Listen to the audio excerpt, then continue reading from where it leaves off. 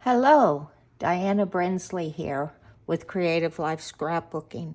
And today I'm going to share some tips on how to handle old photographs. Now what I did yesterday, June 10th, I shared this layout on our Creative Life Scrapbooking page on Facebook. And I had originally planned to use this photograph that was taken in 1975. But after scanning it into my computer, I decided to use the scanned copy of this, and I changed this picture right here to a black and white. And what I did with that to create that black and white photograph is after I scanned it in, I uploaded it to Lightroom. And what I like to do with black and whites is just reduce the saturation slider on my black and whites. And if you can see on here, I don't know if you can, but I left a little bit of color in the photograph. And a lot of times what I do when I've switched something to black and white, you can see there's a lot of dark colors in here, but I still want the texture to show up. I don't want a flat black color. So what I'll do is I'll move up the black slider, or else I sometimes will use a brush to lighten these areas so that you can see the texture in the clothes and in the background, etc. But anyway, that's what I did with this. And this original photo, what I'm going to do with this is I will keep it in a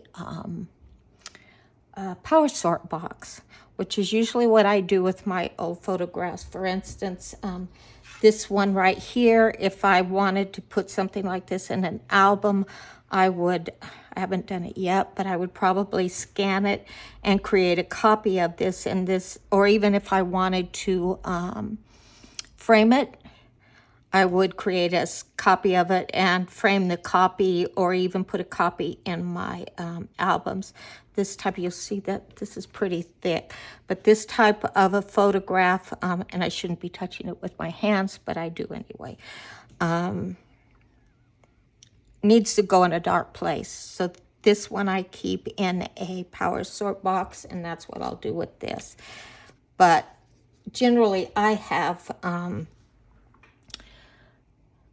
copied, downloaded, or scanned hundreds and hundreds of old photographs into my computer so that I have digital copies of them. And sometimes I will do some repair work on them and reprint them if I need to. I'm just starting on all of my husband's photos, and that's going to be a huge project because he has hundreds of photos himself from the 60s, 70s, and 50s that need to be scanned into my computer. But anyway, let's get back to what to do with your old photographs. One thing that I regret a lot when I first started scrapbooking is like this one right here, this little one, if you can see that.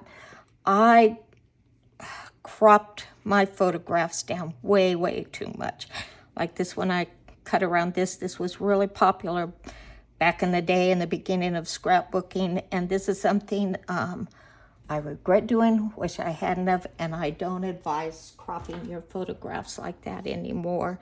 For instance, this one, if you can see this one, do you see how tiny that is? I don't even know if you can see the image in it. Yeah, you can a little bit. But anyway, this picture was taken on my husband and I's honeymoon.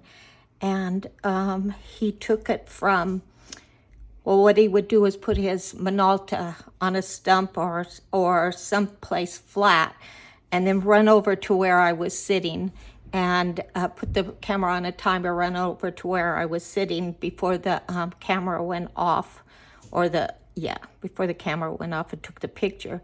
So for one thing, he was running, so there's a little bit of motion blur in this, so it isn't real clear. Plus, this thing is only about not even 2 inches by 1 inch.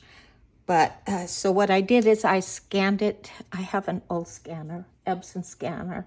that I've had for 15, probably 15 years, that works great. And I scanned it into my computer and came up with this. And this one, I want another copy that's going to go back in this album in place of this tiny one. And then this one right here will probably be,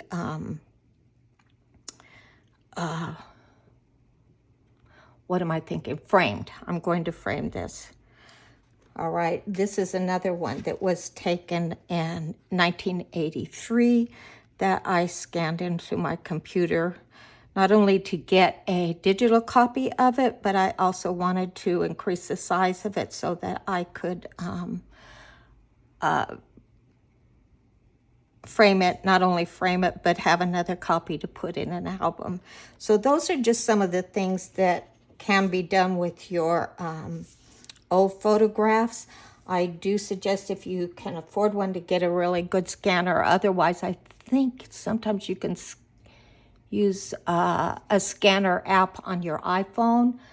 I haven't done that as yet, but it is possible to do that. So that's what I suggest you do, is scan those old photographs into your computer so that you do have a digital copy. And then the really old ones like these, it's a good idea to keep them in a power sort box, and then scrapbook your copies, or even frame your copies. So there you go. That's all I have for you today. And oh, one thing I want to remind you is that you can, you will find printable instructions of this layout on our website at www.creativelifescrapbooking.com. So be sure to visit our website for even more instructions. Okay, that's all I have for you today. Bye-bye.